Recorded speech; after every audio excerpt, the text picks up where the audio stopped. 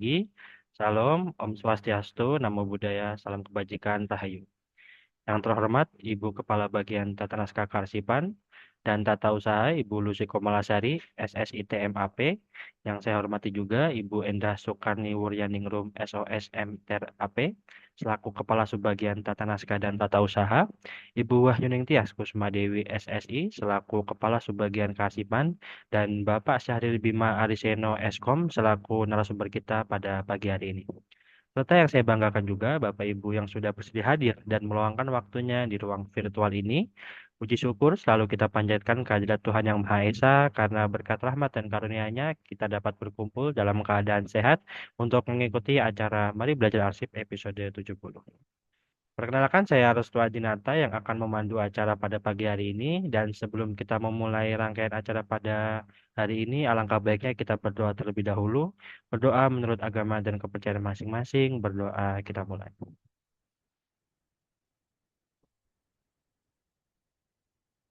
Berdoa selesai.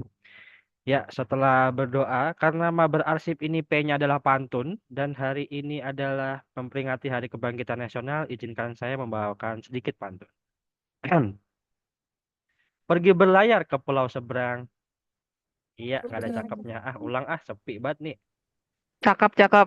Pergi berlayar ke pulau seberang. Cakep. Cakep. Sebentar Cakep. membeli ladang. Cakep.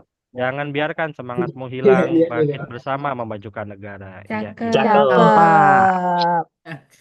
Ya, izin mengingatkan Bapak Ibu sekalian, presensi dapat dilakukan saat ini sampai dengan pukul 12 waktu Indonesia Barat dengan kode presensi. Apa kode presensinya lupa saya. Heh, Iya, dengan kode presensi bentar. Ketiban. Nah, 0821. Ya, tidak ada lanjutannya ya Bapak Ibu, hanya 0821. Oke, baik. Dan untuk mendapatkan e-sertifikat, Bapak Ibu diwajibkan mengisi evaluasi dan kuis pada pukul 12 sampai dengan pukul 5. Jadi habis absen, nanti jam 12 ditutup, jam 12 sampai jam 5 itu harus ngisi absen waktu Indonesia Barat dengan skor minimal 7.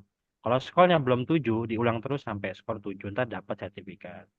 Baik, Bapak Ibu sekalian, pada hari ini kita akan membahas tentang aplikasi SIKN dan JIKN. Apa sih aplikasi SIKN dan JIKN itu?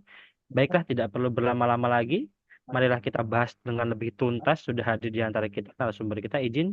Selamat pagi, Pak Syahir. Apakah sudah terhubung di ruang Zoom? Selamat pagi, Pak Restu. Pagi, siap Bapak. Sehat selalu. Baik, karena sudah siap Bapak, maka untuk waktu dan tempat kami persilahkan. Baik, terima kasih, Pak Restu. Kembali, Bapak. Bapak Ibu, suara saya terdengar jelas ya, Bapak Ibu ya? Dengar, Bapak. Oke, baik. Saya izin share screen ya, Bapak Ibu ya. Oke. Apakah sudah terlihat? Terlihat, Bapak. Sudah Sudah muncul terlihat. ya? Oke deh. Ya. Baik. Bapak Ibu, izinkan saya pagi ini untuk melakukan sharing-sharing ya Bapak Ibu ya.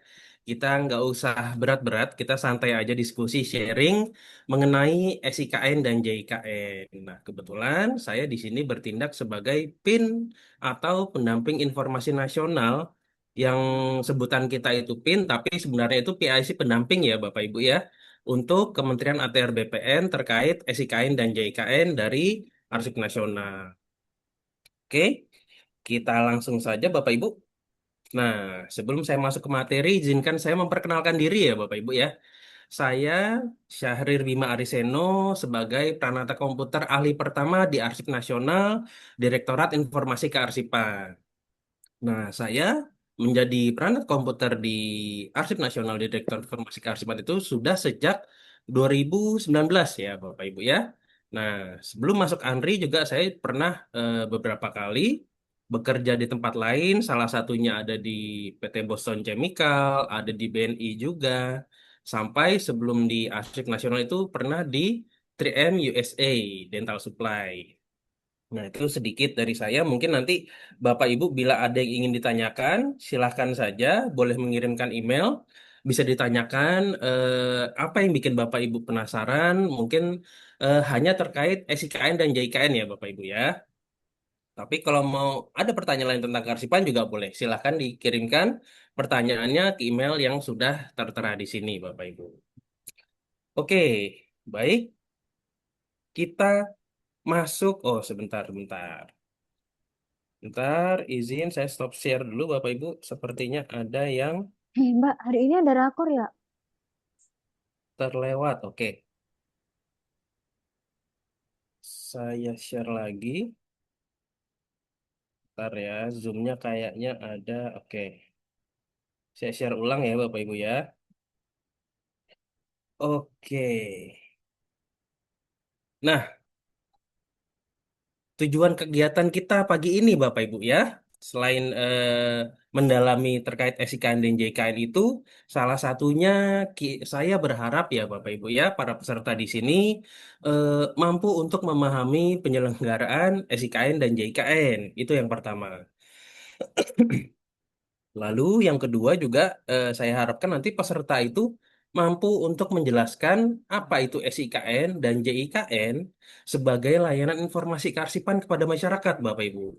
Jadi nanti arsip-arsip yang Bapak Ibu miliki itu dapat diinputkan melalui aplikasi ini, SIKN gitu ya, yang nantinya akan ditampilkan atau diberikan aksesnya kepada masyarakat melalui JIKN. Nanti kurang lebih seperti itu, Bapak Ibu.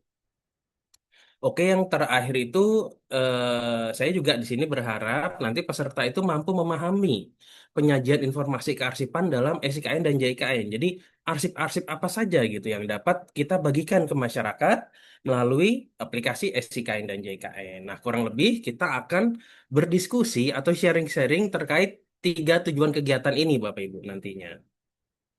Oke, nah ini dia nih. Tadi keluar duluan Pak Tarnonya ya, Bapak Ibu ya.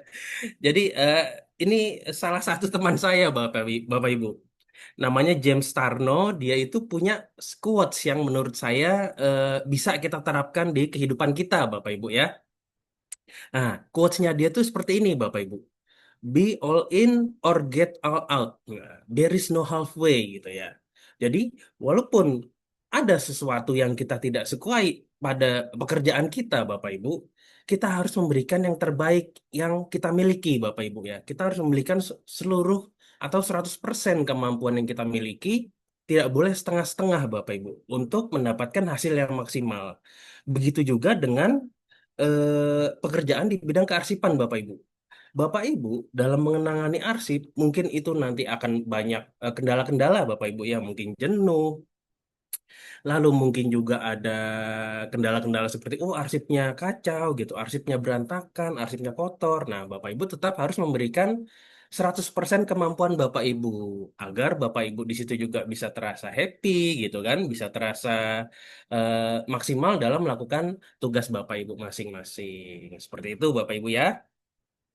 Oke, nah selanjutnya tadi saya sudah memperkenalkan diri, saya pengen juga kenalan nih sama Bapak Ibu nih. Nah, mungkin Bapak Ibu bisa membuka menti.com di browser masing-masing, lalu lalu masukkan kode ini 41995231 Bapak Ibu. Saya ingin tahu, ingin berkenalan nih dengan Bapak Ibu audiens di sini itu kira-kira dari daerah mana saja, unit kerja mana saja gitu ya Bapak Ibu ya. Silahkan Bapak Ibu. Bisa Bapak Ibu buka menti.com di browsernya, lalu Bapak Ibu masukkan kode 41995231. Nah, nanti di situ ada pertanyaan, silahkan Bapak Ibu isi. Kita berkenalan ya Bapak Ibu ya. Saya juga izin share lagi. Kita coba, oke. Oke, sebutkan instansi atau unit kerja Anda. Nah, supaya kita tahu nih, ada dari daerah mana saja. Ya, di sini sudah ada dari 50 kota, Surakarta, Tomohon, Banyumas ya. Cukup banyak ya ternyata pesertanya. Oh, pesertanya sudah menyentuh angka 459. Oke, berarti undangannya itu mungkin UK2 dan UK3-nya Kementerian ATR BPN ya, Bapak Ibu ya. Dari Sabang sampai Merauke nih, saya simpulkan seperti itu Bapak Ibu ya, karena wah banyak sekali. Oke, kita balik lagi Bapak Ibu. Kita balik lagi ke PowerPoint. Kita balik lagi ke laptop ya Bapak Ibu ya. Oke, berarti di sini ATR BPN itu sudah ingin melibatkan UK2 dan UK3-nya dalam implementasi SIKN dan JIKN Bapak Ibu ya. Itu sangat bagus sekali saya rasa. Semoga nanti dalam implementasinya tidak ada kendala Bapak Ibu ya. Karena untuk melibatkan UK2 dan UK3 itu sebenarnya cukup menantang, tapi asik gitu. Karena nanti juga UK1-nya harus mengajarkan gimana cara penggunaan aplikasi SIKN gitu ya, sampai nanti arsip-arsip mereka itu dapat ditampilkan kepada masyarakat. Oke, nah di sini JIKN, tanda tanyanya 3 nih. Berarti kebanyakan orang masih bingung nih. Apa sih JIKN gitu ya? Makanan apa sih JIKN? Oke, kita lanjut. Nah, menurut Undang-Undang 43 tahun 2009 pasal 1 ayat 30, JIKN itu adalah Jaringan Informasi Kearsipan Nasional, adalah sistem jaringan informasi dan sarana pelayanan arsip secara nasional yang dikelola oleh ANRI. Oh, ANRI yang mengelola. Berarti nggak ada peran-peran dari instansi lain gitu ya. Oke, coba kita lihat selanjutnya. SIKN. Nah, SIKN ini apa? Makanan apa juga nih? Apakah sama dengan JIKN gitu kan? Nah, menurut undang-undang yang sama, SIKN adalah sistem informasi arsip secara nasional yang dikelola oleh ANRI yang menggunakan sarana jaringan informasi kearsipan nasional. Waduh, apa tuh ya? JIKN tadi sistem informasi kearsipan nasional. Nah, SIKN juga menggunakan sarana JIKN gitu kan? Maksudnya apa gitu? Nah, di sini ada suatu gambar ya Bapak Ibu ya. Oh, Bapak Ibu apa nih yang Bapak Ibu pikirkan nih setelah melihat gambar ini gitu kan. Jamnya jam-jam nanggung lagi kan. Ada foto warteg gitu kan, ada yang lagi makan, ada yang lagi bayar gitu kan. Nah, kita bermain perumpamaan Bapak Ibu. Kita bisa menganalogikan gitu ya. Apa itu SIKN dan JIKN? Oke. Nah, di dalam warteg ini Bapak Ibu, dalam etalase itu ada banyak sekali menu makanan ya Bapak Ibu ya. Ada tempe orek, ada semur jengkol, ada juga apa? Pete goreng gitu kan, ada juga ayam goreng gitu kan. Nah, Bapak Ibu dari instansi-instansi yang ada di seluruh Indonesia maupun itu kementerian lembaga, LKD, BUMN, PTN gitu kan, itu kita ibaratkan sebagai chef yang memasak di belakang Bapak Ibu. Nah, chef itu tugasnya adalah memasak bahan makanan sampai jadi suatu jenis makanan. Misalnya, ATR BPN ditugaskan untuk memasak tempe orek gitu kan. Nah, berarti si chef itu akan mengolah tempe, mungkin ada cabe, mungkin ada apa lagi nanti digoreng gitu kan. Diolah sampai menjadi sebuah masakan tempe orek yang nantinya akan disajikan ke dalam etalase. Nah, begitu juga dengan SIKN.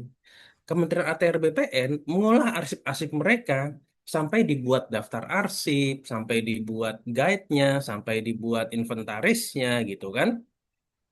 Diolah oleh ATR BPN dan nantinya disajikan di etalasenya, disajikan di JIKN. Nah, JIKN itu adalah etalase ini Bapak Ibu, yang berisi makanan-makanan atau yang berisi daftar arsip yang disajikan oleh masing-masing chef. Nah, kalau ATR BPN menyajikan tempe orek, mungkin ada Kemenkeu, mungkin ada BPN, mungkin ada juga BPK gitu kan. Itu memasak masing-masing satu masakan yang bahannya dari arsip mereka masing-masing. Nah, arsip yang sudah diolah dan sudah menjadi daftar arsip itu diinputkan Bapak Ibu melalui aplikasi SIKN. Nah, jadi perbedaan antara SIKN dan JIKN, SIKN itu adalah aplikasi untuk menginputkan arsip Bapak Ibu yang sudah terolah tadi, yang sudah jadi daftar arsipnya, yang sudah dilakukan pengolahan terhadap arsip-arsipnya, diinputkan melalui aplikasi SIKN Bapak Ibu. Nah, jadi setiap kita menyebutnya itu entitas kearsipan itu kita menyebutnya simpul jaringan ya Bapak Ibu ya. Jadi setiap simpul jaringan akan melakukan input data pada aplikasi SIKN yang nantinya setelah diverifikasi gitu kan, apakah ini boleh untuk disajikan kepada masyarakat. Nah, setelah melewati proses verifikasi, dilakukan publikasi di JIKN Bapak Ibu.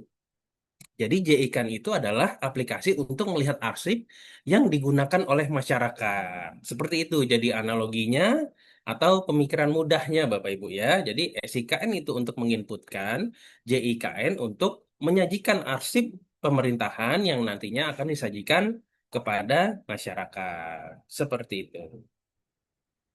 Oke, selanjutnya. Nah, ini adalah instansi atau simpul jaringan yang sudah bergabung menjadi anggota simpul jaringan SIKN dan JIKN, Bapak Ibu. Di sini bisa kita lihat ya, ini ada 666 simpul jaringan. Ini data dari bulan Mei. Berarti bulan ini, Bapak Ibu. Data terbaru itu sudah ada 666 instansi, kabupaten kota, PTN, provinsi, bahkan juga ada BUMN yang sudah tergabung menjadi simpul jaringan, yang sudah menginputkan arsip-arsip mereka dengan total arsip saat ini ada di 923.029 arsip yang sudah tayang di JIKN, Bapak Ibu. Jadi, sudah ada sekitar 900 ribuan arsip yang dapat diakses oleh masyarakat, yang sumbernya itu adalah dari pemerintahan seluruh Indonesia, Bapak Ibu. Bahkan termasuk juga BUMN. Seperti itu Bapak Ibu ya. Jadi fungsi dari JIKN itu adalah menyajikan arsip pemerintahan kepada masyarakat untuk digunakan oleh masyarakat. Oke, nah ini untuk Kementerian ATR BPN sendiri sudah menjadi simpul jaringan sejak tahun 2024 dengan total jumlah arsip yang diinputkan ke dalam SIKN udah sebanyak 325 arsip dengan 256 objek digital dalam bentuk PNG atau JPG, Bapak Ibu. Berarti dalam bentuk foto, Bapak Ibu ya. Mohon izin Bapak Ibu, kebetulan saya sedang agak batuk gitu ya. Jadi kalau agak diselingi batuk, saya mohon maaf sebelumnya. Oke, kita lanjut. Nah, jadi ini adalah kinerja ATR BPN sejak 2024, Bapak Ibu. Nah, setahu saya, Kementerian ATR BPN ini belum melibatkan UK2 dan UK3, UK3-nya selama ini dalam melakukan input data di aplikasi SIKN. Nah, dari Kementerian Lembaga sendiri, sudah ada beberapa instansi yang melibatkan UK2 dan UK3-nya dalam melakukan input data di SIKN. Nah, itu progresnya akan menjadi sangat signifikan, Bapak Ibu. Kalau bahkan bisa sampai menuju ke UK3-nya gitu kan. Nah, itu mungkin nanti progres input datanya bisa akan jauh di atas ini. Dan berarti informasi yang dapat dimanfaatkan oleh masyarakat dari Kementerian ATR BPN itu bisa bertambah semakin banyak, Bapak Ibu ya. Seperti itu. Nah, itulah yang kita harapkan dari sosialisasi ini, Bapak Ibu. Dengan meningkatnya jumlah inputan data dari simpul jaringan Kementerian ATR BPN. Oke, nah ini juga ada konsep-konsep seperti SIKN dan JIKN yang sudah digunakan oleh negara lain, Bapak Ibu. Ini salah dua contohnya, Bapak Ibu ya. Ini ada National Archive dari Netherlands sepertinya, dari Belanda, dan juga ada Archive Kanada. Mereka menggunakan konsep seperti SIKN dan JIKN, melibatkan entitas-entitas untuk menginputkan arsip-arsip mereka, dan mereka akan menyajikannya kepada masyarakat melalui portal lain. Nah, kalau kita namanya SIKN dan JKN seperti itu. Oke, arsip. Arsip itu tercipta untuk diakses Bapak Ibu. Ini ada tagline dari unit kami Bapak Ibu ya. Arsip tercipta untuk diakses, bukan untuk disimpan. Karena kenapa Bapak Ibu kira-kira? Ini dia. Arsip memiliki banyak tujuan yang dapat dimanfaatkan. Apa saja manfaat dari arsip? Nah, di slide selanjutnya, ini adalah tujuan dari arsip, Bapak Ibu. Ini ada kurang lebih ada 8, Bapak Ibu ya. Ada tujuan wisata, akuntabilitas, gitu kan. Lalu juga ada pembuktian, penelusuran genealogi, pengajaran, sampai juga pembelajaran. Nah, mungkin kita kulik beberapa, Bapak Ibu ya. Nah, di sini ada namanya wisata arsip. Di sini ada wisata arsip di Arsip Nasional sendiri, kita memiliki diorama kearsipan Bapak Ibu. Lalu juga ada yang namanya pameran virtual, itu juga bisa dikategorikan sebagai wisata arsip. Jadi arsip yang kita miliki, kita bisa buat apa namanya, daftar arsip tematik gitu Bapak Ibu ya. Kita buat daftar arsip tematik, lalu kita buat pameran, entah pameran arsip, entah pameran virtual gitu kan, entah diorama gitu kan, itu bisa dijadikan sebagai wisata arsip Bapak Ibu. Salah satu contoh yang mungkin saya kagum juga Bapak Ibu ya, dari Dinas Arsip Provinsi Yogyakarta.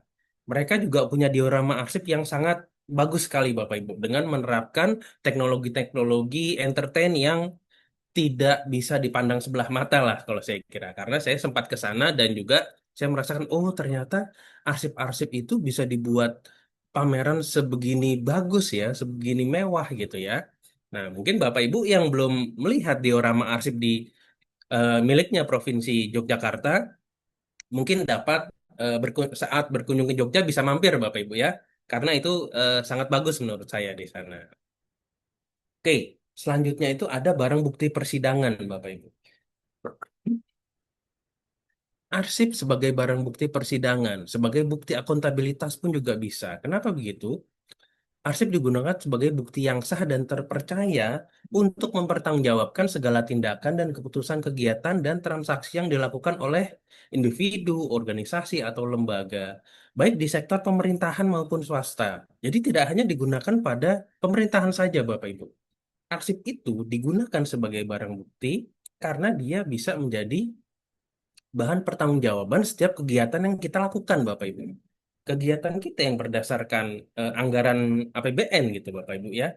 Nah, bukti pertanggungjawabannya itu bisa menggunakan arsip. Nah, maka dari itu untuk pengelolaan arsip yang baik itu sangat penting, Bapak Ibu. Karena bila arsip kita hilang, bila terjadi sesuatu gitu ya, kita tidak memiliki alat bukti. Alat bukti yang sah itu yang paling terpercaya itu ya adalah arsipnya itu sendiri, Bapak Ibu. Nah, maka dari itu segitu besarnya lah pentingnya untuk mengelola arsip kita dengan baik, gitu Bapak Ibu. Oke, selanjutnya ada penelusuran genealogi. Nah, ini ada salah satu layanan di Arsip Nasional Bapak Ibu ya, itu yang sering digunakan oleh ekspat-ekspat dari Belanda gitu. Dia melakukan penelusuran genealogi untuk melacak garis keturunan mereka, Bapak Ibu. Hubungan keluarga atau asal-usul mereka. Nah, mungkin pada saat waktu dulu, saat Belanda menjajah Indonesia gitu kan, ada orang-orang Belanda yang menikah dengan orang Indonesia gitu kan. Nah, sementara keturunannya dia balik ke Belanda, dia ingin tahu, oh siapa sih sebenarnya kakek saya. Nah, itu menggunakan layanan penelusuran genealogi yang ada di Arsip Nasional. Itu cukup banyak yang melakukan itu. Nah, itulah salah satu gunanya arsip, Bapak Ibu. Oke, selanjutnya ada bahan ajar. Ya, jadi arsip juga bisa sebagai bahan ajar Bapak Ibu ya, mengacu pada penggunaan arsip yang memiliki nilai sejarah, administratif, atau sebagai sumber materi pembelajaran dalam proses pendidikan.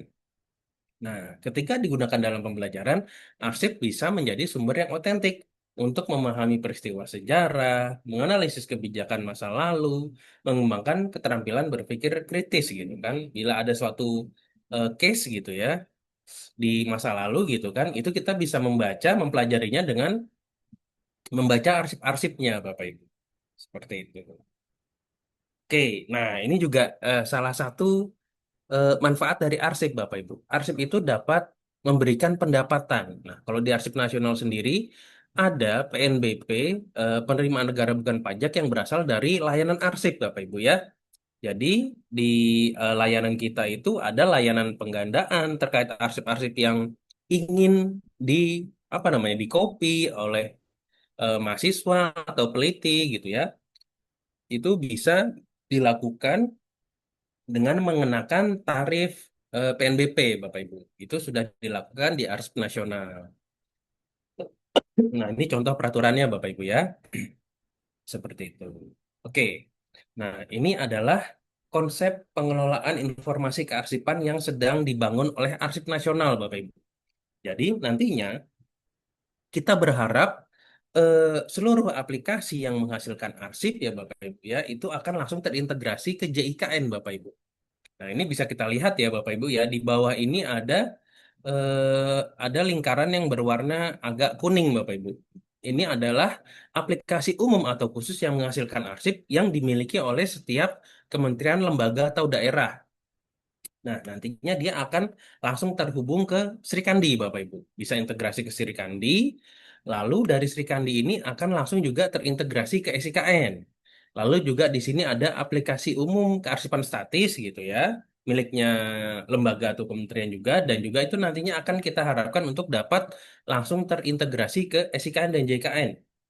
Jadi arsip-arsip Bapak Ibu yang nanti mungkin statusnya dia itu terbuka dan juga bukan rahasia gitu Bapak Ibu ya. Dan juga yang ujungnya permanen itu, yang ujungnya arsip statis itu bisa langsung tersajikan di JIKN. Nah, ini sedang dilakukan pengembangannya oleh Arsip Nasional hingga saat ini masih dalam proses pengembangan Bapak Ibu ya. Jadi mohon doa juga dari Bapak Ibu, semoga niat dari Arsip Nasional ini dapat terwujud dengan baik nantinya. Seperti itu. Oke, jikn.andri.go.id. Inilah aplikasi yang digunakan oleh masyarakat untuk melihat arsip Bapak Ibu. Inilah yang disebut dengan etalase, ruang publikasi Kasanah Arsip bagi pemerintah. Inilah yang digunakan oleh masyarakat nantinya untuk mengakses arsip-arsip yang sudah Bapak Ibu inputkan. Oke, SIKN dan JIKN dalam pengawasan kearsipan. Di sini ada TDA, ASKE, dan juga mungkin nantinya akan ada PEMDI, Bapak Ibu. Nah, pada tingkat digitalisasi arsip, salah satu instrumen pengawasan TDA ini ada SIKN dan JIKN, Bapak Ibu. Yang nilai maksimalnya itu adalah setiap kementerian lembaga itu menginputkan minimal 720 item atau nomor arsip. Dan juga setelah melaksanakan evaluasi secara berkala terhadap kinerja SIKN dan JKN. Jadi eh, input datanya dalam tahun pengawasan itu minimal 720 Bapak Ibu. Itu untuk nomor pertama. Nah, untuk nomor selanjutnya itu adalah unggahan objek digitalnya. Jadi selain metadatanya, simpul jaringan juga diwajibkan untuk mengunggah objek digitalnya. Jadi perlu dilakukan digitalisasi dulu Bapak Ibu. Nah, untuk nilai maksimalnya tentunya mengunggah 100% objek digital dari 720 arsip atau metadata yang diunggah. Ini untuk tingkat digitalisasi Bapak Ibu ya, untuk instrumen TDA. Nah, kalau untuk instrumen ASKE, audit sistem kearsipan eksternal itu hanya eh, setiap kementerian lembaga mengunggah informasi kearsipan ke aplikasi SIKN secara terjadwal, rutin dan berkelanjutan. Jadi dari tahun min satunya, tahun sebelumnya juga sudah harus menginput, dan pada tahun penilaian juga sudah menginputkan sebanyak 720. Jadi kurang lebih sama ya Bapak Ibu ya. Saat Bapak Ibu sudah mencapai nilai TDA, otomatis ASKE-nya pun terkait SIKN dan JKN sudah terpenuhi. Nah, lalu ini yang sedang hangat apa namanya? Diperbincangkan, didiskusikan, sedang dirumuskan itu adalah indikator indeks pemerintahan digital Bapak Ibu. Nah, di sini juga ada peran kita Bapak Ibu, peran kearsipan ini juga masuk dalam indeks pemerintahan digital dari aspek tata kelola manajemen dan juga aspek keterpaduan layanan digital pemerintah. Salah satunya melalui SIKN dan JIKN. Nah, mungkin ini masih dalam rumusan Bapak Ibu ya. Masih kita tunggu-tunggu nih, apa ujungnya dari indeks PEMDI ini gitu. Nah, ini dia salah satu simpul jaringan dari kementerian yang sudah melakukan implementasi SIKN dan JKN sampai dengan ke UK2 dan UK3-nya. Itu ada salah satunya Kementerian Ketenagakerjaan yang sampai saat ini posisi untuk input datanya dia tertinggi Bapak Ibu. Untuk tahun 2026 ini dia sudah menginputkan sebanyak 24.483 arsip. Seperti itu. Nah, ini untuk kiat-kiat sukses menjadi simpul jaringan, Bapak Ibu ya. Di sini harus ada SDM-nya, harus dibuat tim pengelolanya. Kalau memang mau sampai ke UK2 dan UK3 juga dibentuk tim pengelola sampai ke sana.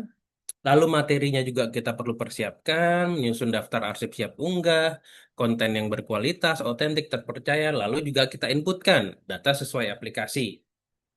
Nah, selain itu kita juga butuh sarananya Bapak Ibu ya. Di sini bisa laptop atau komputer, internet, dan juga scanner untuk melakukan digitalisasi terhadap arsipnya. Nah, ini tim pengelola SIKN dibagi menjadi tiga role user dengan satu koordinator, Bapak Ibu. Nah, jadi di dalam SIKN, di dalam aplikasi SIKN itu ada tiga role user. Ada administrator, ada verifikator, ada kontributor. Kontributor itu adalah orang yang menginputkan arsip-arsipnya, verifikator yang memverifikasi arsip yang diinputkan oleh kontributor, dan dilakukan publikasi ke JIKN.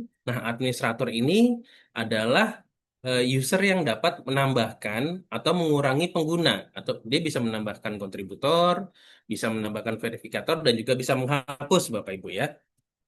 Lalu dia juga bisa melihat dashboard. Jadi si administrator ini bisa melihat kinerja dari kontributornya. Oh, dia sudah menginput berapa banyak gitu kan. Nanti itu akan muncul di dashboard administrator. Oke, selanjutnya, nah ini kurang lebih fungsi-fungsinya tadi Bapak Ibu ya. Administrator itu mengelola seluruh fungsi di JKN, di situ ada landing page, di situ ada dashboard, lalu juga dia bisa mengelola permintaan akses arsip dari pengguna dari JKN yang dimintakan kepada simpul jaringan. Oke, kita lanjut saja. Nah, kita masuk ke landasan dan konsep penyelenggaraan SIKN dan JKN. Nah, menurut Undang-Undang 43 tahun 2009 pasal 12, SIKN sebagaimana ini maksud dalam pasal 7 untuk memberikan informasi yang otentik dan utuh. Nah, jadi dalam implementasinya Bapak Ibu itu menginputkan arsip-arsip itu yang otentik dan utuh ya Bapak Ibu ya. Jadi tidak boleh arsip-arsip yang belum dideskripsikan itu sudah diinputkan Bapak Ibu. Itu tidak boleh. Jadi arsip yang sudah dilakukan deskripsi, sudah dilakukan pengolahan, sudah dibuat daftar arsipnya, baru diinputkan ke dalam JKN. Lalu dalam melaksanakan fungsi SIKN, Lembaga Kearsipan Nasional atau ANRI membentuk JIKN. Nah, jadi JIKN ini yang digunakan untuk diakses oleh masyarakat. Seperti itu, Bapak Ibu.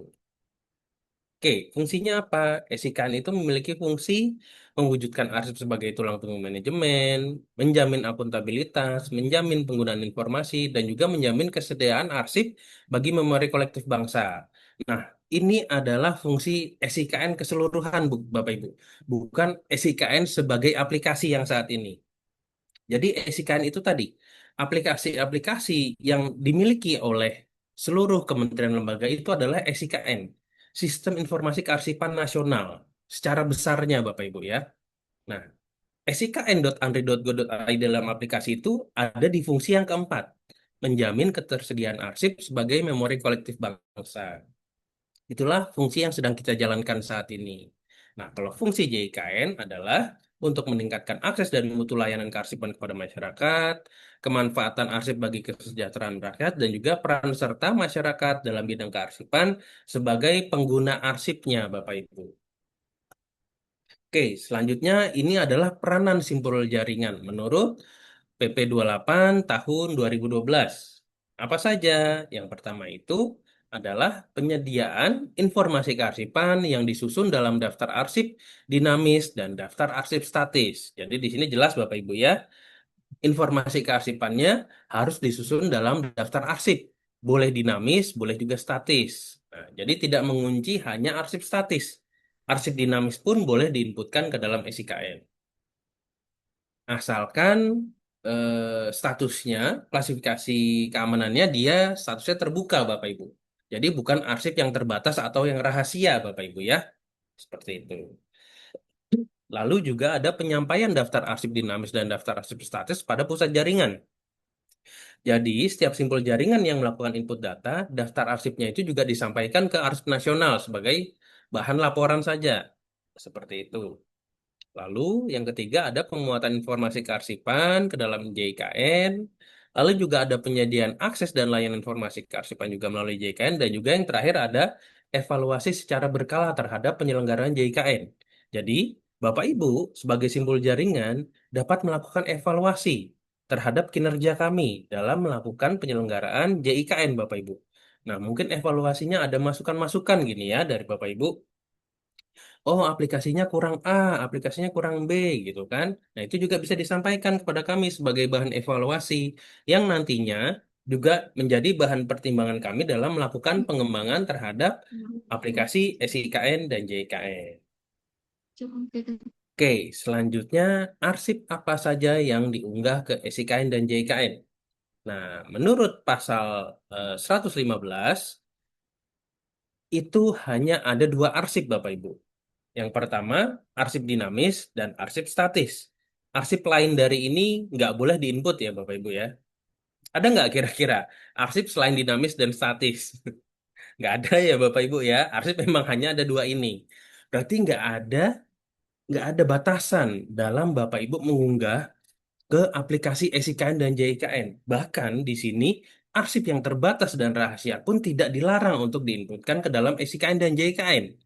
Nah, yang dibatasi itu adalah aksesnya, Bapak Ibu. Jadi, arsip yang terbatas atau yang rahasia boleh diinputkan, tetapi tidak boleh dipublikasikan di JIKN. Hanya diinput saja ke SIKN gitu kan. Nah, Kak, tapi kami sebagai pusat jaringan atau sebagai pendamping, saya sendiri merekomendasikan untuk tidak melakukan inputan terhadap arsip-arsip yang berstatus terbatas atau rahasia. Kenapa? Karena saya lebih ingin menghindari yang namanya human error, Bapak Ibu ya. Itu bisa saja terjadi. Nah, untuk meminimalisirnya, mungkin saya merekomendasikan untuk tidak melakukan input karena nantinya bisa saja gitu kan, yang seharusnya tidak dipublikasi, tapi terpublikasi, nggak sengaja, keklik gitu kan, publikasinya. Jadi arsip-arsip yang rahasia itu muncul di JIKN nih. Nah, untuk menghindari itu, maka saya menyarankan untuk tidak menginputkan arsip-arsip yang terbatas dan rahasia. Nah, pencipta arsip dapat menutup akses arsip dengan alasan ini, Bapak Ibu. Jadi, arsip yang terbuka pun boleh juga tidak diinputkan ke dalam SIKN dan JIKN apabila arsip tersebut menghambat proses penegakan hukum, mengganggu kepentingan pelindungan hak atas kekayaan intelektual, membahayakan pertahanan keamanan negara, dan lain sebagainya. Itu boleh tidak diinputkan, Bapak Ibu. Boleh ditutup aksesnya walaupun sebenarnya di sistem klasifikasinya dia terbuka, Bapak Ibu. Nah, tapi dengan tentunya dengan persyaratan ini, Bapak Ibu ya, 9 syarat ini memenuhi, boleh ditutup aksesnya untuk arsip dinamis. Nah, untuk untuk arsip statis pada dasarnya itu adalah statusnya terbuka untuk umum. Jadi bila dia statis itu sudah pasti arsipnya bukan rahasia, Bapak Ibu ya, kecuali dia memenuhi unsur ini, Bapak Ibu. Menurut Undang-Undang 43 tahun 2009 pasal 44. Nah, kita dalam melakukan input data, kita juga perlu menyesuaikan atau melihat, mempertimbangkan dengan peraturan-peraturan lain, Bapak Ibu. Nah, ini contoh peraturan lain, Bapak Ibu ya. Ada perlindungan PDP, perlindungan data pribadi gitu kan. Jadi, data-data yang bersifat pribadi itu juga tidak boleh diinputkan ke dalam SIKN dan JIKN, walaupun dia nantinya menjadi arsip statis gitu, Bapak Ibu. Lalu juga ada Undang-Undang Komisi Informasi, ada UU KIP gitu kan. Nah, itu juga perlu Bapak Ibu pelajari juga arsip-arsip apa saja yang dikecualikan di sana. Seperti itu. Nah, bila Bapak Ibu ingin tetap menginputkan arsip-arsip yang bersifat rahasia atau terbatas gitu Bapak Ibu, ya mungkin gini, metadatanya itu tidak rahasia, terbuka, tapi yang terbatas itu adalah objek digitalnya. Nah, Bapak Ibu boleh juga menginputkan apa metadatanya saja, tetapi tidak perlu menguploadkan objek digitalnya. Atau ada arsip, suatu arsip gitu ya, di dalam satu lembar itu yang rahasia itu hanya diagram chartnya aja Bapak Ibu. Kayak contoh sebelah kiri atas ini. Nah, berarti chartnya ini yang perlu ditutup Bapak Ibu. Ya, jadi gambarnya inilah yang di blur gitu kan. Tapi kalau arsipnya memang terbuka, tulisan-tulisannya silahkan tetap boleh diinputkan. Nah, Nah, ini contoh yang kedua nih punyanya Kepolisian RI ya Bapak Ibu ya. Ini ada beberapa yang dihitamkan. Nah, itulah yang bersifat rahasia. Lalu yang di kiri bawah ini tanda tangannya ternyata yang rahasia. Nah, itulah yang dihilangkan. Jadi seperti itu Bapak Ibu. Tetap boleh diinputkan tapi menutup informasi-informasi yang rahasia gitu ya. Nah, tapi biasanya yang ditutup-tutup nih bikin penasaran ya Bapak Ibu ya. Malah bikin masyarakat pengen tahu nih apa sih ditutup-tutup gitu kan.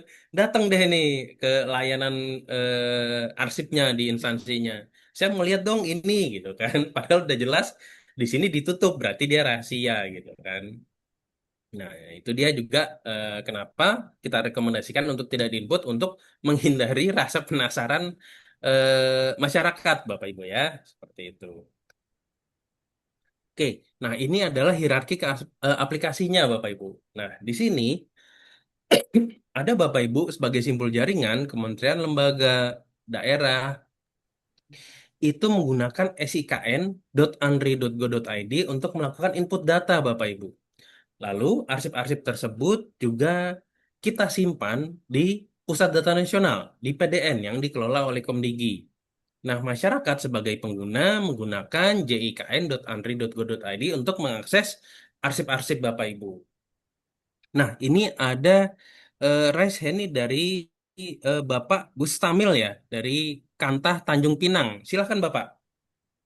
Ada yang mau ditanyakan Bapak? Silakan. Kalau mau ada pertanyaan, mungkin bisa dibuka moderator. Iya. Ya, siap. Mungkin ini berarti sistemnya sharing aja ya Pak Syahrir ya. Jadi Iya, mungkin kita di tengah sharing aja Mas. penjelasan Bapak Ibu ketika ada yang ingin ditanyakan boleh monggo. Takutnya kan nanti udah terlalu banyak nih materi malah lupa ya Pak ya. Iya, Jadi ini mungkin soalnya saya sambil agak ngebut juga nih Mas, karena iya nggak kemarin apa-apa. Jadi informasinya, bener kata Pak materinya, Syahrir juga. iya betul. Sambil Silakan, jalan, silakan. silakan Bapak. Ada yang ingin ditanyakan Bapak Ibu tadi ada yang raise hand sepertinya atau apakah kepencet? Mungkin kepencet kayaknya Pak Syahrir ini Oh, mungkin mungkin beliau kepencet ya? sudah Oke, iya. baik.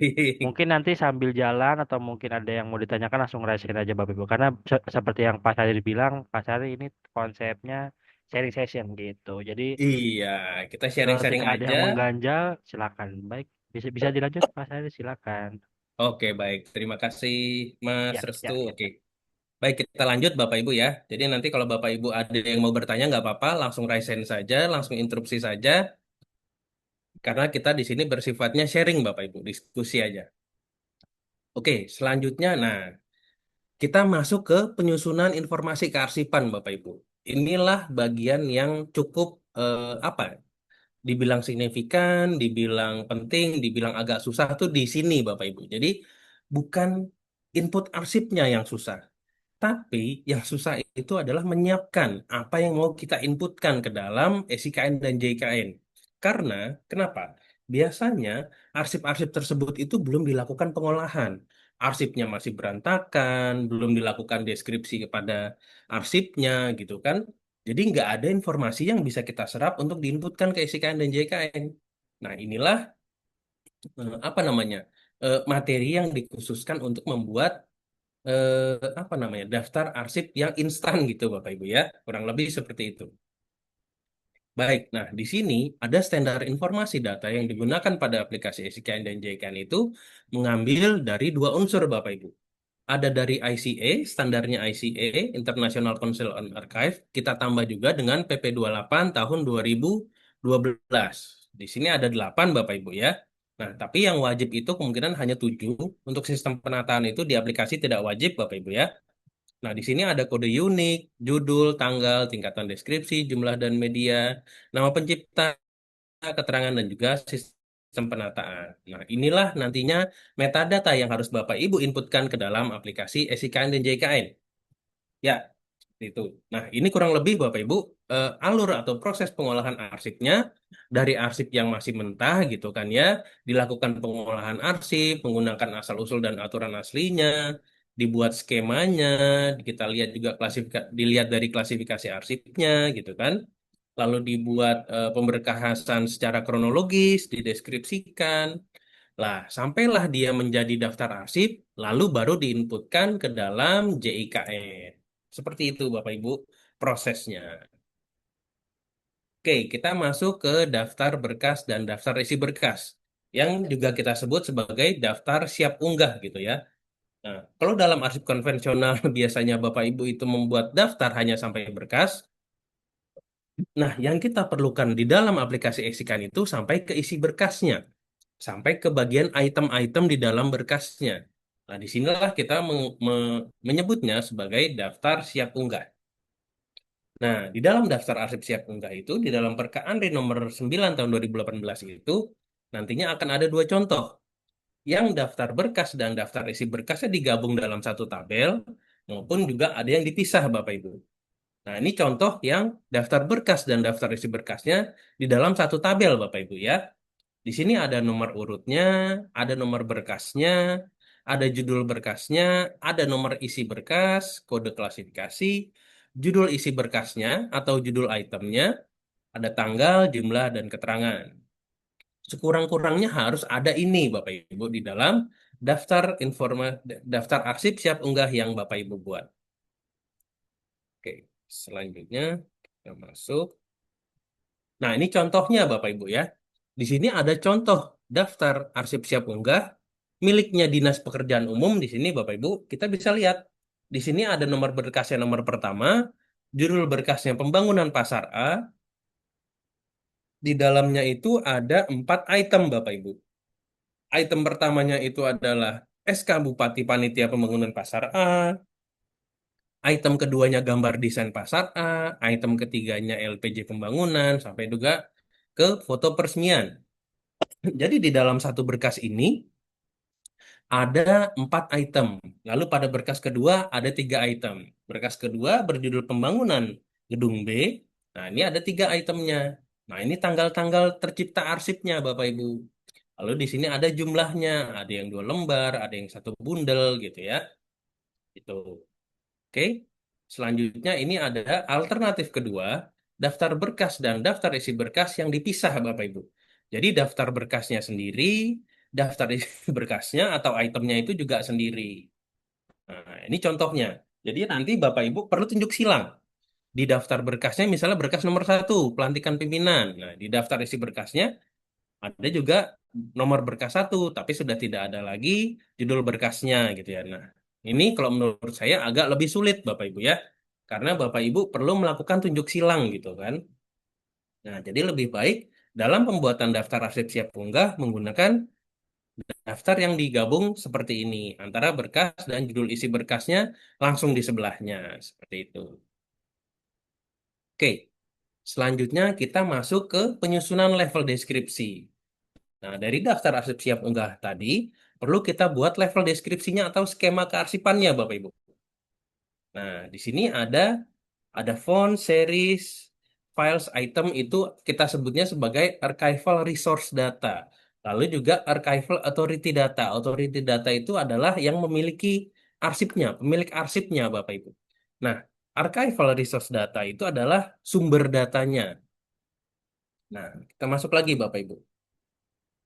Nah, di sini dalam prakteknya membuat skema, Bapak Ibu bisa membuat skema dilihat dari ini, apa namanya, instrumen klasifikasi arsipnya atau SOTK-nya. Bapak Ibu bisa menggunakan kedua instrumen tersebut dalam membuat skema kearsipan. Jadi fontsnya itu adalah pencipta arsipnya gitu kan. Serinya itu bisa dilihat dari fungsi kalau klasifikasinya. Kalau dilihat dari SOTK-nya mungkin bisa eselon 2-nya gitu kan. Lalu untuk serinya untuk berkasnya di bawah seri itu bisa langsung ke kegiatannya. Itu untuk arsip-arsip yang diketahui klasifikasi arsip atau SOTK-nya Bapak Ibu. Nah, bagi arsip-arsip yang tidak diketahui, biasanya arsip-arsip lama gitu ya, arsip-arsip yang zaman dulu yang kita tidak ketahui klasifikasinya maupun SOTK-nya, Bapak Ibu bisa membuat daftar arsip tematik yang arsip-arsipnya bisa dikelompokkan sesuai dengan kesamaan informasi arsipnya, Bapak Ibu. Nah, contohnya foto menteri dari masa ke masa gitu ya, atau foto objek wisata X, atau juga laporan pertanggungjawaban Kementerian tahun 1998 itu bisa dibuat daftar arsip yang kita sebut sebagai daftar arsip tematik. Seperti itu, Bapak Ibu. Oke, kita masuk ke Apa itu fonts? Apa itu series? Apa itu berkas? Nah, inilah yang disebut sebagai level deskripsi kearsipan, Bapak Ibu, atau skema arsip. Nah, fonts itu kita menyebutnya sebagai pencipta arsip. Kalau pada kementerian lembaga, terkait SIKN dan JIKN, fonts itu kita menggunakan eselon satunya, Bapak Ibu. Jadi misalnya ada sekretariat jenderal gitu ya, itu kita bisa masukkan sebagai fonts. Lalu subfontsnya itu bisa eselon 2-nya. Nah, seriesnya bisa bidang atau fungsinya. Subseriesnya bisa seksi atau fungsi sekundernya. Lalu tingkatan terakhir itu adalah berkas. Itu adalah kegiatannya. Nah, di bawah berkas itu baru adalah item-item arsipnya, Bapak Ibu. Nah, di sini Bapak Ibu tidak perlu membuat atau tidak diwajibkan untuk membuat skema arsip lengkap. Dari font, subfont, seri, subseri, berkas, item itu tidak kita wajibkan untuk membuat lengkap. Banyak opsi-opsi lain Bapak Ibu. Bapak Ibu bisa loncat-loncat gitu kan. Nah, cuma biasanya saya selalu apa merekomendasikan minimal itu ada 4 tingkatan Bapak Ibu. Yang warna kuning ini. Jadi dari fonts Bapak Ibu bisa langsung loncat ke series, bisa langsung loncat ke berkas, baru langsung masuk ke itemnya. Nah, contohnya di sini misalnya Bapak Ibu buat fontsnya itu adalah sekretariat jenderal gitu kan. Nah, seriesnya itu Bapak Ibu menggunakan fungsi tersier, jadi fungsi yang paling bawah Bapak Ibu ya. Jadi kan kalau fungsi itu ada premier, sekunder, tersier gitu ya. Kalau di klasifikasi arsip, nah Bapak Ibu gunakan yang paling bawah untuk seriesnya. Nah, baru langsung masuk ke berkas. Jadi berkas itu adalah kegiatan-kegiatan yang ada pada series tersebut. Kalau Bapak Ibu menggunakan klasifikasi, atau Bapak Ibu juga bisa menggunakan SOTK. Jadi dari eselon 1 bisa langsung loncat ke bidang-bidangnya pada bagian series. Itu bagi arsip-arsip yang Bapak Ibu ketahui instrumen klasifikasi atau SOTK-nya. Tapi kalau Bapak Ibu tidak tahu atau arsipnya arsip tematik, Bapak Ibu bisa membuat susunan daftar arsip tematik yang dari fonts itu bisa langsung loncat ke berkas, bisa langsung loncat ke item gitu ya. Nah, nanti kita akan lihat contoh-contohnya Bapak Ibu. Nah, sekarang kita masuk ke contoh pertama. Skema agregasi arsip jika diketahui klasifikasi saat penciptaannya. Nah, di sini yang bisa kita sebut fonts kalau saya lihat dari apa namanya SOTK-nya Kementerian ATR BPN gitu ya. Nah, inilah yang bisa kita sebut sebagai fonts atau pencipta arsip. Di sini ada staf ahli, di sini ada inspektorat, di sini ada sekjen, lalu dirjen-dirjennya Bapak Ibu ya. Lalu juga ada satker yang berdiri sendiri. Nah, ini bisa kita jadikan sebagai fonts atau pencipta arsipnya Bapak Ibu. Jadi tingkatan level tertingginya itu adalah eselon satunya ini Bapak Ibu. Atau kantor wilayah di yang berdiri sendiri di daerah-daerah mungkin gitu ya. Nah, itu juga bisa dijadikan fonts, Bapak Ibu. Oke. Nah, ini sebagai contohnya yang nanti akan saya buat skemanya. Saya akan ngambil dari Permen nomor 10 tahun 2018 tentang klasifikasi arsip. Masih ini Bapak Ibu ya, yang digunakan di lingkungan ATR BPN ya. Oke.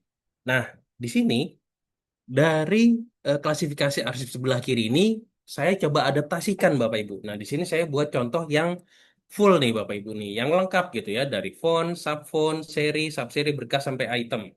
Nah, di sini fontsnya saya ambil Sekretariat Jenderal, subfontsnya saya ambil Biro Umum dan Layanan Pengadaan.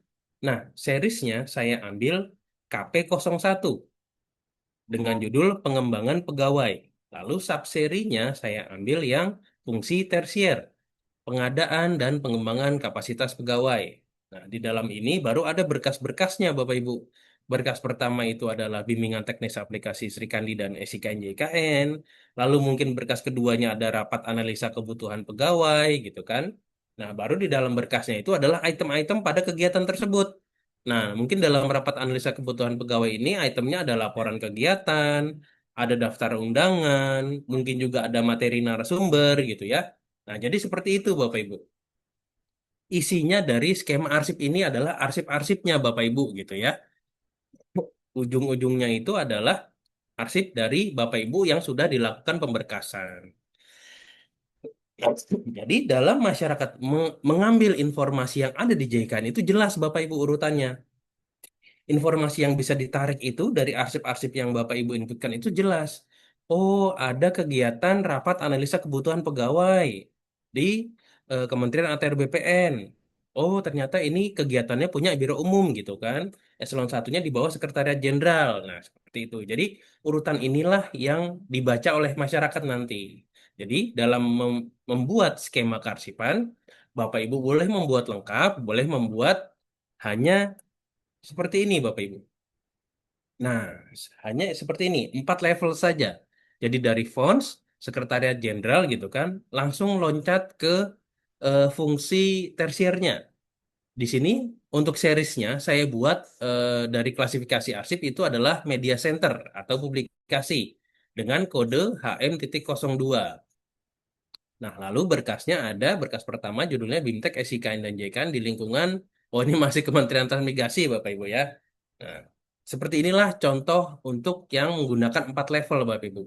Jadi tidak perlu lengkap, Bapak Ibu bisa membuat hanya 4 level, dilihat dari klasifikasi arsip Bapak Ibu. Oke, kita masuk ke contoh kedua Bapak Ibu ya. Skema agregasi arsip yang tidak diketahui klasifikasinya. Jadi Bapak Ibu membuat skema arsip tematik di sini. Nah, di sini contoh pertama ada punya IPB, Bapak Ibu. Nah, dia menggunakan fontsnya itu, pencipta arsipnya itu adalah rektor IPB. Dia membuat serinya itu surat keputusan rektor, seri pertama, lalu juga ada surat peraturan rektor untuk seri kedua. Nah, berkasnya, bahkan dia membagi berkas itu dalam tahun, Bapak Ibu ya. Di berkas pertama ada tahun 2007, berkas kedua 2011. Jadi, tidak ada pembatasan dalam pembuatan skema atau penataan arsip, Bapak Ibu. Yang penting, tujuan kita membuat skema ini adalah untuk memudahkan masyarakat untuk mengerti arsip-arsip kita, Bapak Ibu. Jadi, sebisa mungkin dalam pembuatan skema itu yang mudah dimengerti, Bapak Ibu ya. Seperti ini kan sangat mudah dimengerti nih. Oh, arsipnya punya rektor. Di sini ada dua nih, ada arsip surat keputusan dan juga ada surat peraturan gitu kan. Oh, di berkasnya ini dibagi tahun. Oh, berarti di berkas pertama ini arsip-arsipnya tahun 2007 aja isinya gitu. Di berkas kedua 2011 aja seperti itu. Nah, yang penting dalam melakukan deskripsi sebenarnya Bapak Ibu tidak boleh melakukan penyingkatan Bapak Ibu. Di sini contohnya SK Rektor tahun 2007 gitu ya. Nah, seharusnya tidak boleh disingkat. Surat keputusan Rektor tahun 2007. Nah, karena masyarakat belum tentu tahu singkatan-singkatan yang kita buat seperti itu Bapak Ibu. Oke, di sini contoh kedua, dia bahkan hanya ada font, berkas, dan item, Bapak Ibu, miliknya Provinsi DIY. Nah, mungkin zaman dulu ada apa namanya perangkat daerah dengan nama Jawatan Penerangan DIY 2 gitu ya. Dia langsung loncat ke berkasnya karena dia nggak tahu nih, dia mau buat seri tapi apa serinya dia nggak tahu. Jadi dia langsung buat berkas, Bapak Ibu. Jadi pada kegiatan peringatan Hari Pahlawan 10 November 1949 dia kumpulin jadi satu tuh, jadi satu berkas. Nah, item-itemnya itu adalah item tentang peringatan Hari Pahlawan di tanggal ini, Bapak Ibu. Lalu berkas keduanya ada Bung Hatta mengunjungi Aceh, berkas ketiga Bung Hatta mengunjungi Padang, Bung Hatta mengunjungi Bukit Tinggi, dan seterusnya. Nah, di sini jangan sampai Bapak Ibu itu dalam membuat berkas nyasar, Bapak Ibu ya. Jadi ada arsip yang seharusnya Bung Hatta mengunjungi Padang, masuk ke Bung Hatta mengunjungi Aceh. Nah, itulah dalam pembuatan eh, daftar arsip tematik, sebisa mungkin Bapak Ibu melakukan pemberkasan sesuai dengan judulnya. Jadi arsip-arsip yang berkaitan pada satu kegiatan itu yang dijadikan satu. Jangan sampai dia nyebrang antar berkas gitu ya Bapak Ibu ya. Oke, kita masuk ke pengunggahan. Wah, sudah 1 jam ya Bapak Ibu. Nggak apa-apa nih, saya ngebut aja nih. Jadi, dalam melakukan input data, Bapak Ibu akan diberikan form yang nantinya harus Bapak Ibu inputkan. Elemen-elemen datanya Bapak Ibu. Di sini ada kode unik, judul, tanggal, sesuai dengan yang tadi sudah kita bahas. Standar informasi data pada SIKN dan JKN. Nah, yang pertama itu adalah kode unik Bapak Ibu. Nah, kode unik di sini kita bisa mengambil dari klasifikasi Bapak Ibu ya. Klasifikasi arsip itu udah ada kodenya, kita pakai aja kodenya itu supaya satu instansi, satu Kementerian ATR BPN itu bisa tahu, oh kode HK itu pasti apa? Hukum gitu ya. Kalau di klasifikasi, kalau HM itu apa? Hubungan masyarakat gitu kan. Itu sudah terstandar di situ. Itu untuk kode unik Bapak Ibu. Lalu kita masuk ke judul. Nah, deskripsi arsipnya Bapak Ibu. Nah, jadi kita tinggal lihat saja pada arsip yang sudah dideskripsikan, itulah yang kita inputkan ke dalam aplikasi. Jadi kita tidak boleh menambahkan deskripsi dari daftar yang sudah ada. Jadi kita tinggal copy paste aja Bapak Ibu. Tidak boleh kita tambahkan deskripsi-deskripsi lagi dari daftar arsip yang sudah kita terima untuk diinputkan ke dalam SIKN JIKN. Nah, ini salah satu contoh pendeskripsian yang salah Bapak Ibu ya. Nah, di sini gambarnya ada Tugu Selamat Pelantikan Gubernur Militer Provinsi. Tapi deskripsinya Mayor Syamsi Nurdin merupakan gubernur militer pertama tahun 1959. Padahal di sini nggak ada foto, nggak ada Mayor Syamsi Nurdinnya gitu kan. Ada yang bilang gitu kan, oh itu Mayor Syamsi Nurdinnya ada di dalam mobilnya Pak gitu kan. Nah, itu yang dihindari dalam melakukan deskripsi Bapak Ibu. Jadi dalam pendeskripsian kita tidak boleh menambahkan opini kita pribadi Bapak Ibu ya. Kalau menurut kita mungkin Mayor Samsinurdinnya ada dalam mobil, tapi di dalam gambar ini tidak tergambar ada dengan jelas apakah itu benar Mayor Samsinurdin atau tidak. Jadi mungkin deskripsi yang lebih tepat itu adalah Tugu Selamat Datang Pelantikan Gubernur Militer Provinsi X gitu. Itu sampai situ saja, tidak perlu ditambahkan opini kita pribadi. Oke, yang kedua itu tanggal. Jadi, dalam menginputkan tanggal pada aplikasi SIKN itu ada dua jenis tanggal, Bapak Ibu. Ada tanggal spesifik dan juga ada tanggal rentang waktu. Untuk tingkatan font sampai berkas itu adalah yang digunakan tanggal rentang waktu. Kenapa? Karena di dalamnya itu adalah kumpulan dari banyak arsip. Contoh, berkas itu adalah kumpulan dari banyak item. Maka yang digunakan adalah tanggal tertua dan juga tanggal termuda pada penciptaan item di dalam berkas tersebut, Bapak Ibu. Begitu juga dengan level di atasnya, series. Series itu adalah kumpulan dari banyak berkas. Nah, fonts juga kumpulan dari banyak series gitu, Bapak Ibu ya. Nah, mungkin contohnya seperti ini bagi Bapak Ibu. Jadi tanggal itu merupakan rentang yang berjenjang, Bapak Ibu ya. Di sini ada dua item di dalam satu berkas. Nah, maka dari itu berkas pertama tanggalnya itu tanggal tertuanya adalah tanggal 1 Januari karena item pertamanya 1 Januari. Nah, tanggal tertuanya atau tanggal akhirnya adalah 13 Mei karena item keduanya 13 Mei. Maka yang Bapak Ibu inputkan pada aplikasi SIKN, berkas pertama itu adalah tanggal 1 Januari untuk tanggal awal dan 13 Mei untuk tanggal akhirnya. Begitu juga dengan seriesnya. Series itu adalah kumpulan dari dua berkas ini, Bapak Ibu. Nah, berarti tanggal awal seriesnya adalah 1 Januari, tanggal akhirnya yang ada di berkas kedua, karena dia lebih lebih muda lagi, 8 Agustus, seperti itu.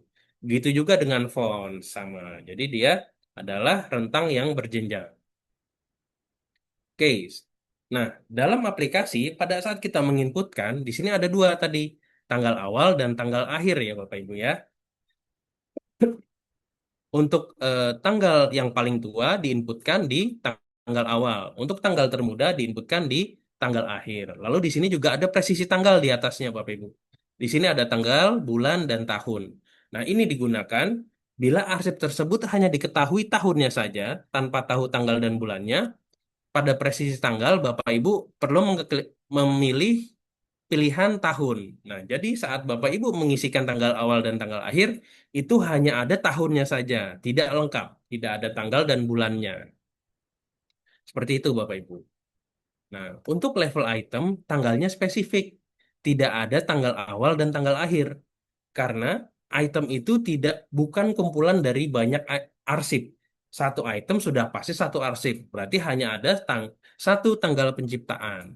Nah, berarti Bapak Ibu hanya perlu mengisikan tanggal penciptaan arsip, tidak perlu awal dan akhirnya. Oke, jika tanggal spesifik tidak diketahui, nah Bapak Ibu bisa memilih di sini di bagian presisi tanggal itu tanggalnya perkiraan bila tidak diketahui tanggal, bulan, dan tahunnya secara jelas gitu ya. Mungkin Bapak Ibu bisa membuat tahun perkiraan kapan arsip itu tercipta di tahun berapa. Itu juga diperbolehkan. Seperti itu Bapak Ibu. Oke, selanjutnya di sini ada tingkatan deskripsi. Nah, selain ya, jadi saat menginputkan kita juga perlu memilih Bapak Ibu ya. Tingkatan deskripsinya apa sesuai dengan daftar arsip yang sudah kita buat. Nah, di sini ada font, subfont, seri, berkas, dan juga item. Nah, di sini fontsnya itu Sekretariat Jenderal, berarti saat Bapak Ibu menginputkan fonts itu adalah Sekretariat Jenderal. Lalu subfontsnya itu adalah Humas. Itulah nanti yang Bapak Ibu inputkan pada aplikasi. Oke, lalu ada jumlah dan media, Bapak Ibu. Nah, jumlah dan media ini juga rentang yang berjenjang seperti pada tanggal tadi, Bapak Ibu. Contohnya ini, di dalam satu fonts ada dua seri. Berarti dituliskan fonts pertama, jumlah dan medianya ada dua seri. Lalu di dalam seri pertama ada 5 berkas. Lalu di dalam berkas pertama ada 20 item. Seperti itu. Dan item pertama ada 6 lembar. Seperti itu, Bapak Ibu. Seperti ini contohnya ya. Nah, di item pertama, di dalam berkas pertama ada 2 item. Lalu di berkas kedua ada 2 item juga. Nah, kalau di sini dia menggunakan lembar Bapak Ibu ya. Bapak Ibu boleh menggunakan lembar, boleh menggunakan item juga. Nah, kalau saya lebih prefer ke item Bapak Ibu. Jadi berkas pertama ini ada 2 item dengan total jumlah 6 lembar. Berkas kedua ada 2 item juga dengan total jumlah lembarnya ada 3. Lalu serinya juga mengikuti Bapak Ibu. Nah, seperti ini. Jadi seperti tanggal ya Bapak Ibu ya. Dia rentang yang berjenjang. Bapak Ibu boleh menggunakan jumlah lembarnya, boleh juga menggunakan jumlah levelnya. Jadi pada fonts pertama ada 2 seri. Pada seri pertama ada 2 berkas. Pada berkas pertama ada 2 item. Seperti itu lebih mudah Bapak Ibu. Jadi Bapak Ibu tidak perlu menghitung jumlah lembarnya. Oke, selanjutnya ada nama pencipta.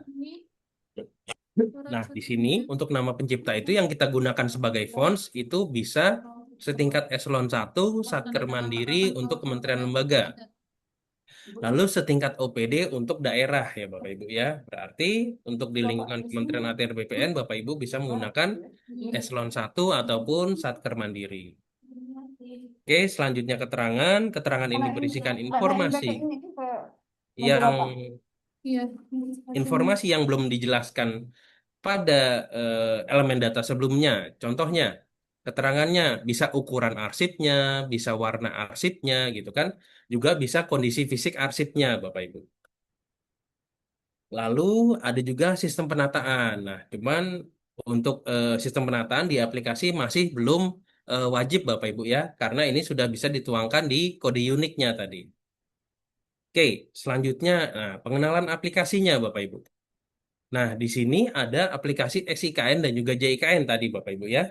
Nah, kalau aplikasi SIKN Bapak Ibu perlu login dulu karena Bapak Ibu akan menginputkan arsipnya.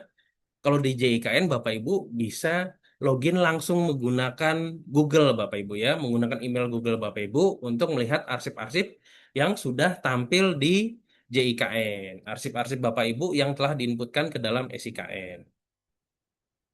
Oke, di sini ini adalah contoh halaman login dari SIKN Bapak Ibu. Nah, di sini Bapak Ibu perlu login Bapak Ibu ya. Jadi perlu dibuat usernya dulu untuk login ke dalam SIKN dan JKN. Nah, di dalam SIKN itu tadi ada 3 role user. Ada admin simpul jaringan, ada kontributor, dan ada verifikator. Untuk jumlah kontributor kita bebaskan, verifikator pun juga bebas, tapi untuk admin hanya ada di UK1. Itu boleh 1 atau 2 orang yang berperan sebagai admin simpul jaringan.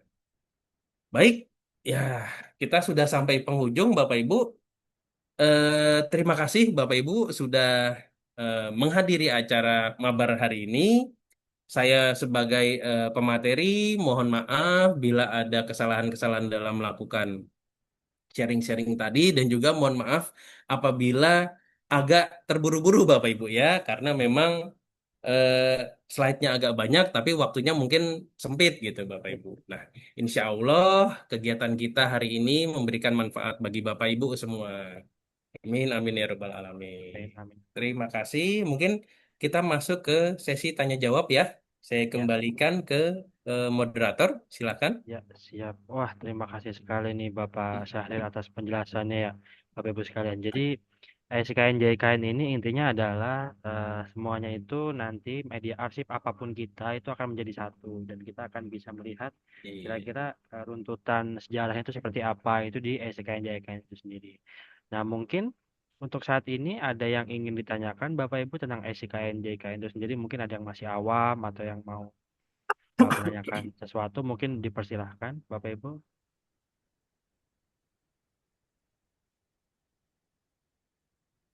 Silahkan. Oke, kita coba. Oh, ini izin Mas Bima ada di kolom chat. Ini Oh Kanta iya. Langsa Robiko. Izin Mas Bima mau tanya, ini terkait tema khusus pada unit Karsipan 3 di lingkungan kantah atau kota. Apakah data dokumen arsip yang diolah atau tercipta juga diinput pada SKNJKN? Dalam hal ini, warga arsip vital masyarakat mengingat arsip yang dimiliki adalah bersifat rahasia dan terjaga. Mohon pencerahannya, Mas.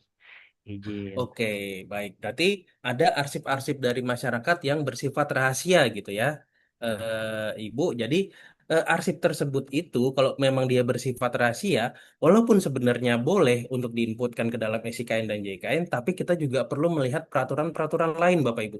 Di situ ada peraturan PDP mungkin ya yang terlibat di situ karena arsip tersebut bersifat data pribadi. Nah, arsip yang bersifat data pribadi sebaiknya tidak diinputkan ke dalam aplikasi SIKN dan JKN karena takutnya orang yang memiliki data pribadi tersebut tidak berkenan gitu kan, apalagi juga sifatnya rahasia gitu, itu sebaiknya tidak diinputkan ke dalam SIKN dan JKN karena takutnya terjadi human error gitu kan, yang seharusnya dia tidak dipublikasikan tapi nggak sengaja keklik gitu kan, padahal mau publikasiin yang lain, yang diklik malah yang rahasia gitu. Nah, jadi sebaiknya tidak dilakukan publikasi Bapak Ibu. Yang diinputkan hanya arsip-arsip yang bersifat terbuka saja. Oke, seperti itu. Ya, baik. Terima kasih atas penjelasannya. Nah, mungkin sangat menjawab ya, Bapak Ibu sekalian. Jadi memang benar yang bersifat rahasia itu mungkin tidak disebarluaskan ya, Mas. Ya, maksudnya dia kan karena memang terjaga.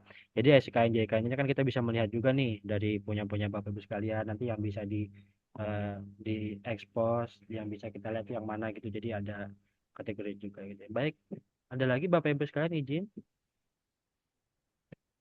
atau mungkin nanti juga di PPSDM juga ada materinya, mungkin Bapak Ibu bisa baca-baca lagi materinya untuk masih awam dibaca lagi. Mungkin tadi Pak Sari juga sudah memberikan emailnya, mungkin mau langsung ke Pak Sari via email juga bisa seperti itu.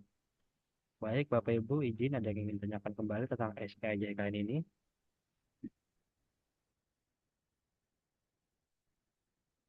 Silahkan, Bapak Ibu, Kita yang mungkin lihat. yang ingin bertanya.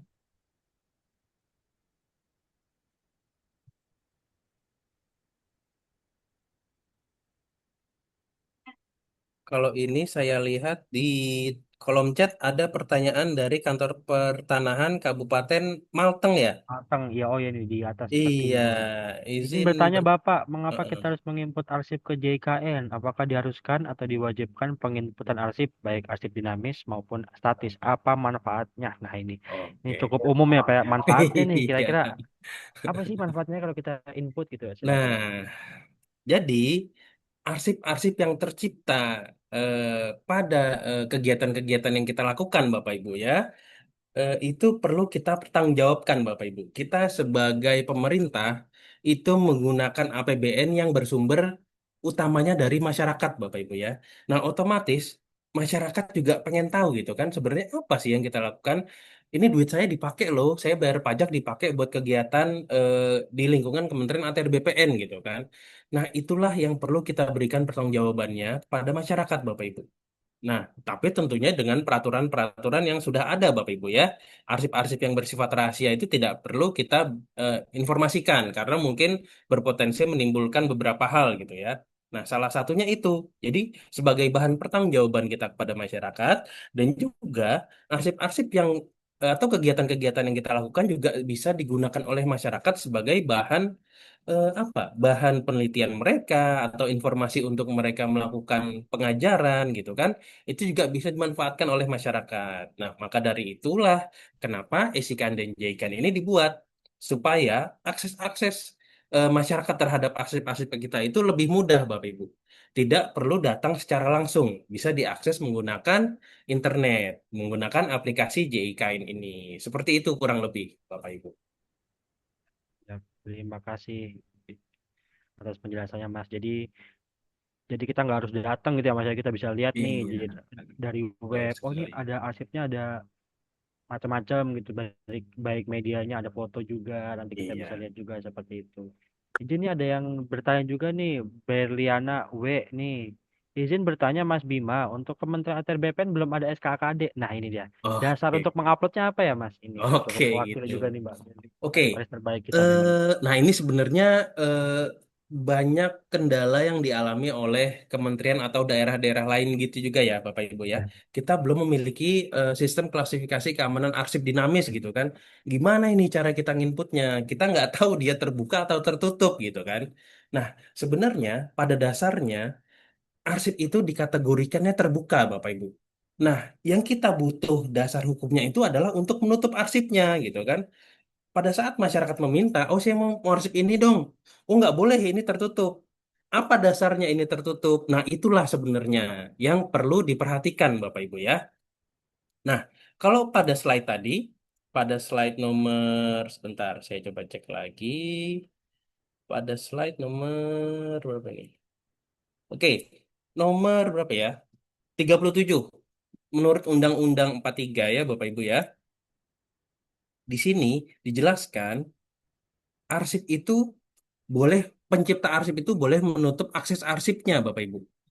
Apabila arsip tersebut bila dibuka untuk umum itu ada 9 kriterianya. Antara lain yang pertama adalah menghambat proses penegakan hukum, mengganggu kepentingan perlindungan hak atas kekayaan intelektual gitu ya, mengganggu kepentingan haki, lalu yang ketiga membahayakan pertahanan dan keamanan negara, yang keempat itu mengungkap kekayaan alam Indonesia yang masuk dalam kategori dilindungi kerahasiaannya.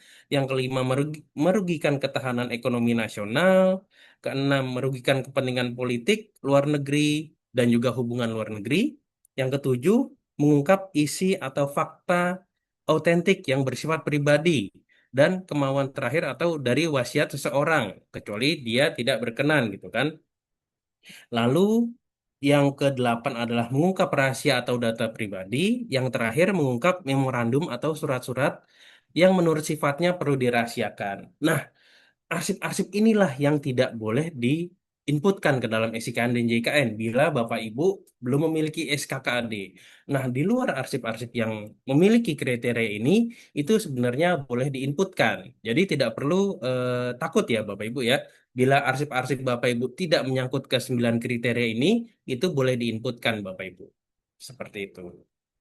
Baik, terima kasih Bapak. Jadi intinya semuanya, kalaupun memang belum ada SKKD, kita merujuk ke Undang-Undang Nomor 43 tahun 2009 tadi, pasal 44 ayat 1 ya Pak ya. Jadi, Iya, betul. jadi Pasal pencipta 44 ayat pencipta 1. arsip kan yaitu yang Bapak bilang tadi, dapat menutup akses. Jadi nggak semuanya nih bisa kita upload ya kan. Iya, Ada yang betul 9 tadi, sekali. ada yang proses hukum atau mengganggu perlindungan dan lain sebagainya. Mungkin sudah terjawab Mbak Berliana. Jika sudah, katakan ya di kolom chat. Oh sudah, baik, sudah terjawab. Baik, ada lagi nih Bapak dari Denny Amar Haltim. Izin Pak, berarti untuk arsip warkah memang tidak wajib diinput ya ke aplikasi SKN dan JKN. Oke, berarti kalau arsip warkah itu kan dia apa ya? Arsip yang merupakan rekam jejak penerbitan sertifikat tanah ya, kalau nggak salah ya, warkah itu ya. Nah, Betul itu banget. bisa jadi atau bisa juga menimbulkan ya, Bapak Ibu ya, apa namanya? bisa menimbulkan biasanya itu konflik biasanya. Karena di konflik. Arsip Nasional sendiri dulu banyak sekali masyarakat yang meminta arsip-arsip warkah.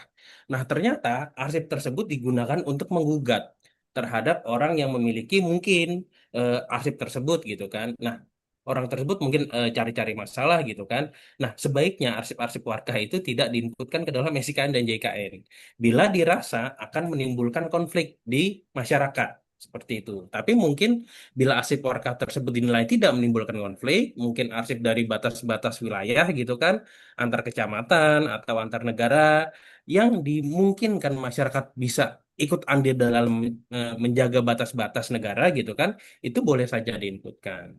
Tapi bila arsip tersebut milik perseorangan gitu, sebaiknya tidak diinputkan, Bapak Ibu.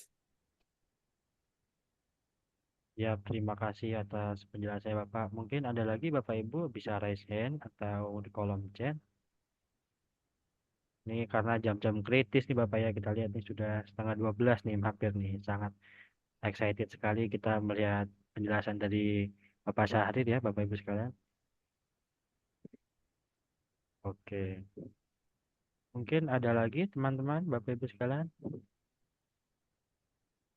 Baik, mungkin sepertinya Sama-sama Bapak Denny Amar ya. ya mungkin sepertinya cukup nih Bapak, sepertinya kita tunggu. Apakah masih ada? Sambil menunggu, saya ingatkan Bapak Ibu sekalian, jangan lupa untuk presensi dapat dilakukan sampai pukul 12 waktu Indonesia Barat dengan kode presensi 0821 di laman ppsdm.go.id. Nah, terus nanti akan Bapak Ibu diwajibkan mengisi evaluasi kuis pada pukul 12 sampai dengan 17 waktu Indonesia Barat dengan skor minimal 7. Kalau skor belum 7, maka diulang terus sampai skor 7, maka akan dapat sertifikat. Oke, mungkin sepertinya cukup nih Bapak untuk hari ini. Balik balik lagi Bapak Ibu bisa dicek lagi materinya, bisa dilihat-lihat lagi. Ya, Mungkin kalau nanti ada pertanyaan bisa langsung menghubungi Pak Syahri di email yang siap. sudah tertera. Iya. Mungkin bisa ke kami juga. Ini ya Bapak Ibu tetap masih bisa mengakses lah ke materi-materi yang disampaikan Bapak saya tadi. Ya, baik Bapak Ibu sekalian, usai sudah seluruh rangkaian mabar pada hari ini, saya Restu Adinata selaku pembawa acara mewakili seluruh panitia yang bertugas mengucapkan mohon maaf apabila terdapat salah kata ataupun perbuatan kekurangan dalam memandu acara pada hari ini. Maka sebagai penutup nih, tidak afdol nih jika kita nggak pantun lagi, kan dibuka dengan pantun, diakhiri dengan pantun. Karena balik lagi mabar arsip P-nya adalah pantun, ya. Baik Bapak Ibu, pagi hari minum jamu, Cakep. duduk santai Cakep, Om. membaca koran. Cakep. Cakep. Yang penting harus dijaga selalu agar informasi tetap terpelihara dan aman. Ya. Cakep, Om. Assalamualaikum warahmatullahi wabarakatuh. Selamat siang. Waalaikumsalam. Terima kasih Bapak Ibu. Izin live Zoom. Ya.